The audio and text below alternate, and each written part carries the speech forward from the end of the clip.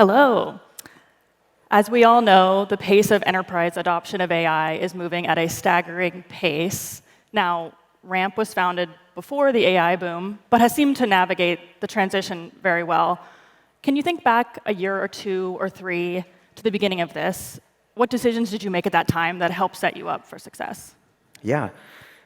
First of all, by the way, I just have to say this. Normally, when we come upstage, people say break a leg, but I didn't hear it this time. Yeah, exactly. You really did. But good to see everybody, and thanks for being here. Look, I think, so first, one of the unique purviews that we have as Ramp is about 0.5% to 1% of all corporate spend in the United States is flowing through our platform. We also have access to revenue data. And we started seeing this separation in terms of growth rates of companies that use AI and ones that don't.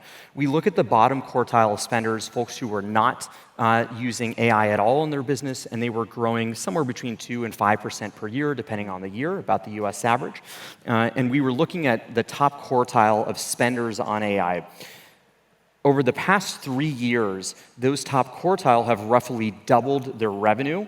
Well, the bottom quartile was essentially flat. And so we could see this 1 year ago, and it's even gotten more pronounced. And as we looked at this, we said, we've got to be a part of this. There are clearly gains to productivity, and we need to be experiencing this. And so part of what we set out was a lot of internal efforts to adopt it everywhere, to become familiar with tools, to set budgets to go and use this, and it's paid incredible dividends for us. What did you initially get wrong or have to rethink at some point in that process? So a couple things. I mean, one, and we were talking this backstage, like so many people get to this point and said, I've used AI, I've used ChatGPT to edit an email, I know about this thing, which is great. And then you encounter these other people who are like, I have agent fleets, I have an agent that's managing another agent that is doing work while I sleep and can't get away. And there's clearly some separation. And so a lot of what I think we got wrong was we would do like maybe what other CEOs or other founders do and say, you've got to use AI and go try this. And at work, it's uncomfortable to say, I don't know what I'm doing. Your job is to appear as a professional, to look like you are an expert, and it's very awkward to say, I don't know. And I think part of what we did right to help overcome that was, I think we'd have periodic all hands where I'd say, okay, you've heard about Claude Code. I'm going to show you my first session with Claude Code. I ask Claude Code, how do I use it? I go try to build stuff out. You see the things as I'm fumbling through it, as I'm learning it. It gives people the safe space and the place to start learning, to experiencing, and try it. And you've required all employees to use AI tools. It's funny, we really strongly encourage it, but I believe in Goodhart's law, which it basically says a measurement that becomes a goal ceases to become a useful measurement. People game it. We find that often high AI usage is very correlated with strong performance, but that is not how we goal things. We look to outputs. And to make it more concrete, there are, for example, our sales team has quota. If you bring in a certain number of new customers, if you close a certain amount of new deals, you'll make more. And we release tools such that for those using a lot of the tools, they simply made a lot more. And it was economically rational to go learn this and see for your friend who now is, bringing home 30% more every month. Tell me your secrets. And so it went out organically.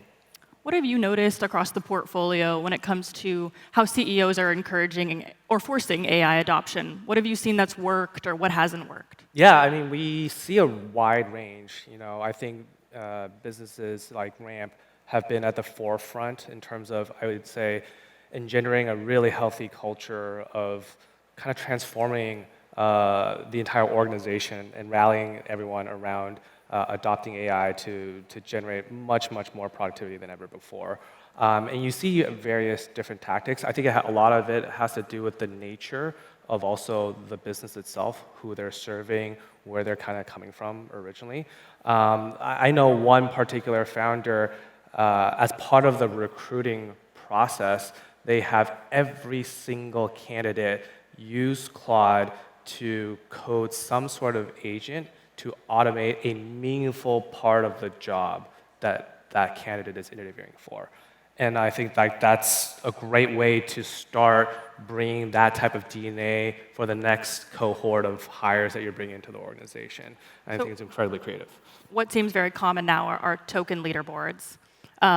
So explain what that is, and is it just up on screen in the office, or what does it actually look like?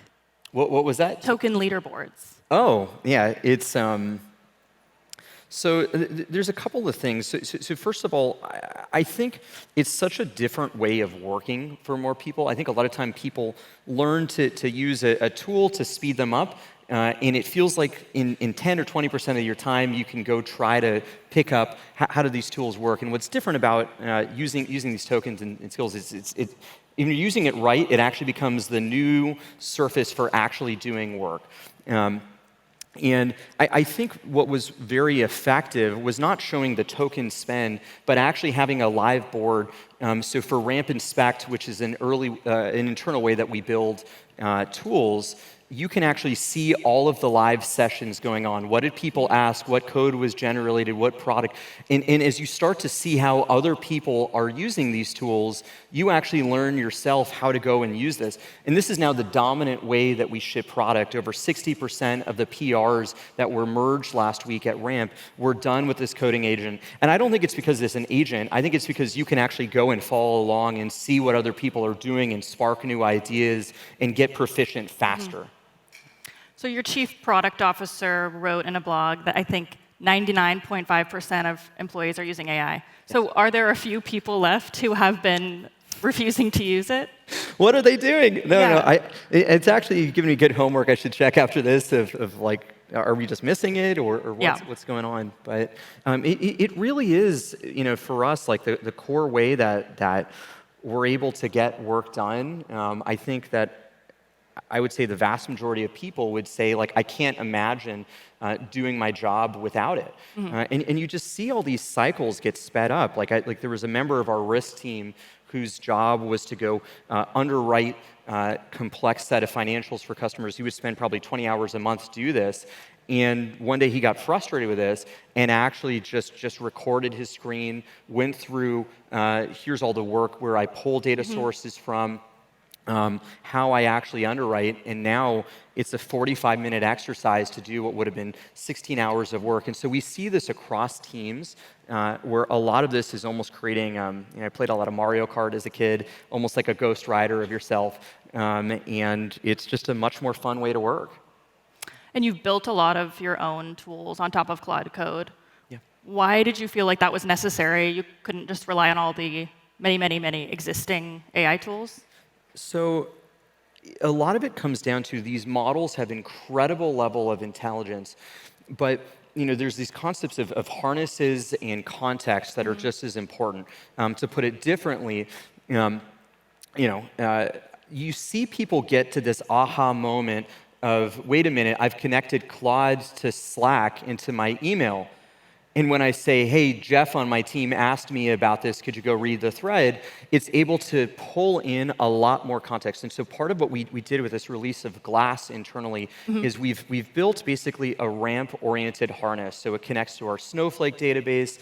It understands your access privileges to our website. And so it has 30+ pre-built integrations. And so when a new member of your team who doesn't know how to connect all these databases, doesn't know where things live, that's already done for them. It's able to load in the proper contacts. And so very quickly, instead of like 2 hours of setup, within minutes of coming on, you can pull the right data. So it's helping people onboard a lot quicker. That's right. So there are a lot of concerns about job loss. I'm curious, Roy, given your broad perspective, Jack Dorsey laid off 4,000 people from Block. He cited AI. Do you expect there to be mass layoffs across tech? Yeah, I think there's been a wide amount of literature around this. I think some businesses have found so much productivity that it's almost like required to really rationalize your cost base. And we've talked a little bit about token usage and token budgeting, but it also impacts labor forces.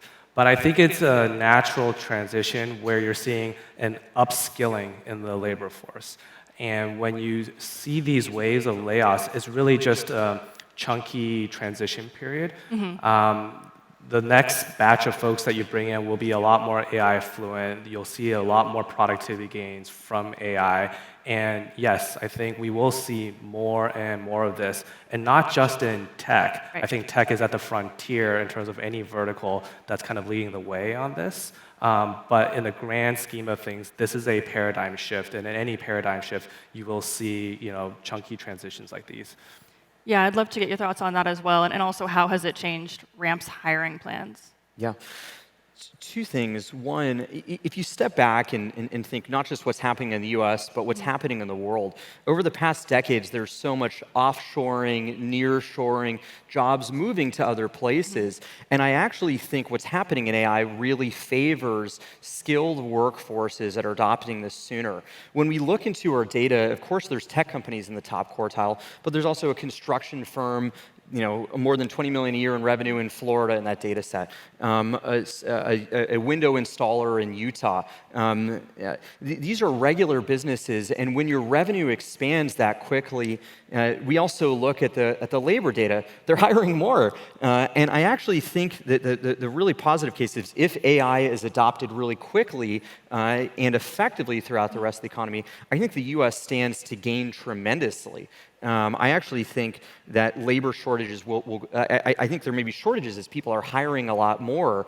And I think the easy way to think about it is if I have a salesperson that is closing twice as much revenue, I want to hire as many salespeople as I can like that, not fewer. And so I actually think near and midterm, I feel very, very positive about the direction of where this is going to go. And the way it's transformed things internally is really trying to select for people who are really curious about using these new tools. I think that group is much wider than people think. But so much of this it is such a transformative way to do work that we want to hire quite a bit, but we are looking much more for folks who are showing signs of curiosity or using new tools in their own time. There's a new narrative, or a relatively new narrative about a SaaS apocalypse, that AI agents will take over large swaths of software and many companies will be dead. Do you think that's real, or is that overblown? It's definitely a very relevant topic these days. Personally, I think there will be a wave of businesses, and it's all about the team and, in my opinion, the leaders and the founders who have a responsibility and a calling to actually be the conduit to bring AI into their organizations and to their customers. And speed and execution is at the forefront of what will dictate success.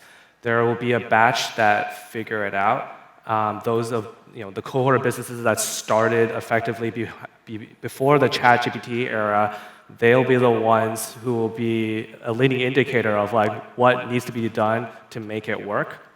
And there will be a batch that can't figure it out. And so, yes, I think there's a SaaS apocalypse of sorts. Yeah. But it's like any wave of a technological innovation. When there's a new paradigm shift, if you can't get on top of it and move quickly, you will end up being left behind and on the wrong side of history. I want to get your take on a couple recent tech events. One of your biggest competitors, Brex, just sold to Capital One. When that was announced, there was a lot of talk about how the deal was actually less than their last private valuation. What do you think that deal says about the state of fintech? So one, very happy for both parties. It's folks at Capital One changed my life years ago, technically when they bought Paribus, and very wish everybody well on the transaction and the close of it. I think that look, it's $5 billion is a lot of money, especially to get paid in cash and publicly traded stock, and I think it says that. If a business that didn't exist 10 years ago can go and produce such an outcome, which are so rare, it's probably a sign that there are a lot of opportunities quite like this. I think it also just speaks to the sheer size. This is a company that is, I don't even think 1% of even the entire market, and it just speaks to the sheer size of the opportunity ahead. And fintechs have seen a reemergence and growth in valuations in part because they never stop growing. I think that financial services is extraordinarily large. You see banks like JP Morgan Chase are almost trillion-dollar companies. There's so much innovation that's needed, and at Ramp, we're just excited to be offering a far faster pace, a lot more innovation, and frankly, a more valuable service than I think the banks have offered. And so I think it speaks to both. So you were a huge sponsor of TBPN, the podcast. It was recently acquired by OpenAI. Would love to hear your thoughts on that acquisition. It's very happy for John, Jordy, and the whole team that worked super hard. I mean, this was a podcast that they were recording in T-shirts, in a garage like 15 months ago to the scale of outcome. And I just love when people build something new, something great, pour their heart and soul into it, and I couldn't be happier for them.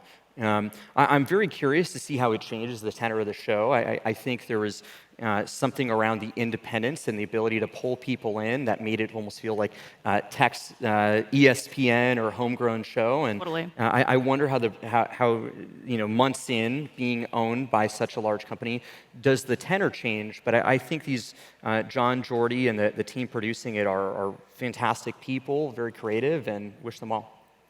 Well, in the last couple of minutes, I think Ramp is at the scale now where there are probably questions around a potential IPO.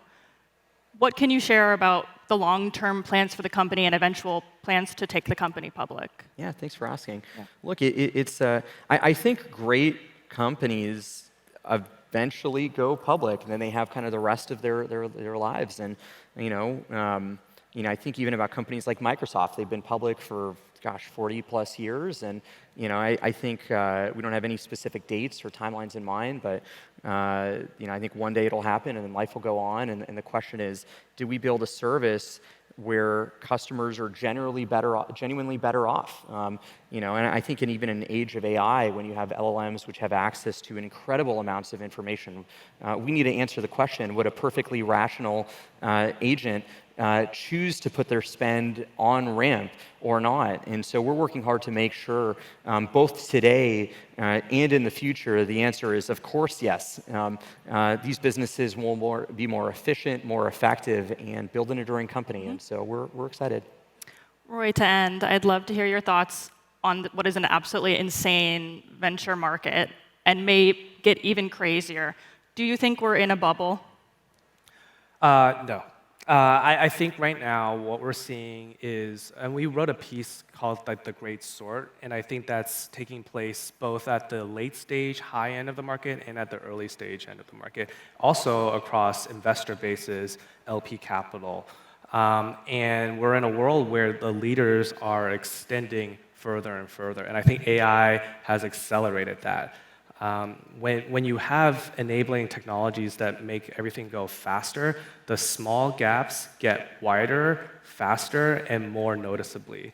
And so you're seeing some extremities in valuations for just some of the best businesses, but there's also a dearth of funding for a lot of not as high quality businesses as well.